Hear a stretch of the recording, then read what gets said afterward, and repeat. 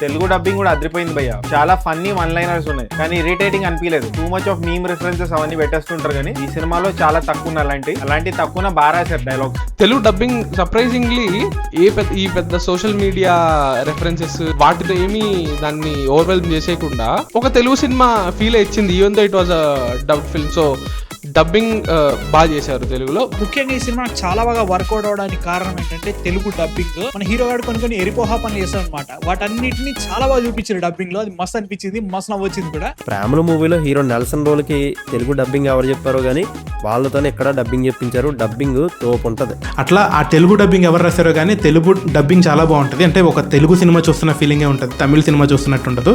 ఇంకొక big big big plus point Telugu dubbing. Fabulous job, అసలు fresh గా రాసే డైలాగ్స్ కూడా. తెలుగు డబ్బింగ్ బాగుందండి. లేటెస్ట్ మీమ్ రెఫరెన్సెస్ ని యూజ్ చేశారు.